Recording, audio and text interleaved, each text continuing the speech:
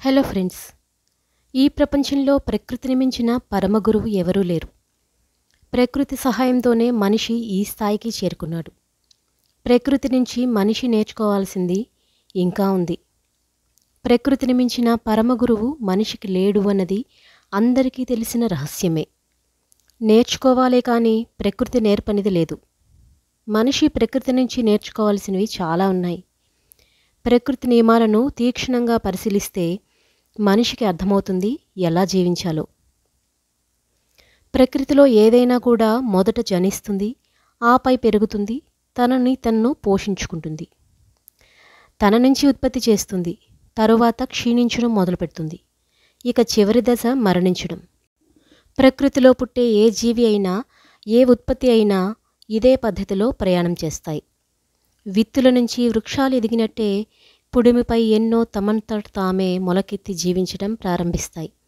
ఆహారాన్ని వెతుక్కుంటాయి, తమ నుంచి తమ జాతులను సృష్టిస్తాయి, చివరికి అదే భూమిలో కలిసిపోతాయి. ఇదే ప్రకృతిలోని జీవనచక్రం. మొక్క నుంచి జీవి వరకు ప్రతి ఒక్కటి ఇదే జీవనచక్రంలో తిరుగుతూ ఉంటుంది. ప్రకృతిలో కనిపించే ప్రతి జీవి మనకు ఏదో ఒక విషయాన్ని నేర్పేందుకే ఉంటుంది. ఉదాహరణకు ఒక సాలెపురుగును తీసుకోండి. ఆ చిన్న సాలెపురుగుడు సాలెగూడును ఎంత నైపుణ్యంగా నిర్మిస్తుందో చూడండి.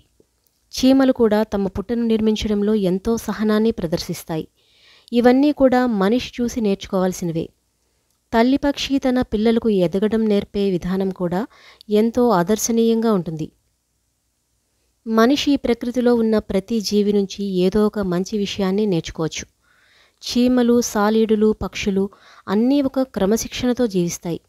మనిషి తప్ప ఇవేవి తమకు ఆకలి వేసినప్పుడు తప్ప మిగతా సమయాల్లో ఇతర జీవులను చంపడానికి కానీ, ఇతర జీవుల ఆస్తులను నాశనం చేయడానికి కానీ చూడవు.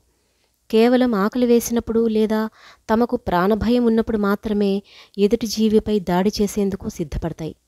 కానీ మనిషి మాత్రమే తన స్వార్థం కోసం, స్వలాభం కోసం, డబ్బు కోసం, ఆస్తులు అంతస్తుల కోసం ఎదుటి జీవిని హింసించడం, చంపడం వంటివి చేస్తున్నాడు. ప్రకృతిలో ఈ పద్ధతి లేనేలేదు. ప్రకృతిని తొలి గురువుగా స్వీకరించిన ఏ మనిషి కూడా ఎదుటి మనిషిపై దాడి చేయలేడు. మన ఆధ్యాత్మిక వ్యవస్థలో దత్తాత్రేయుడికి ఎంతో ప్రత్యేక స్థానం ఉంది. ఆయన ప్రకృతిని తన గురువుగా స్వీకరించారు. ప్రకృతి నుంచే తను అన్నీ నేర్చుకున్నాను అని కూడా చెప్పారు. మనిషి కూడా ప్రకృతిలో వివిధ జంతువుల నుంచి నేర్చుకోవాల్సినవి ఎన్నో ఉన్నాయి.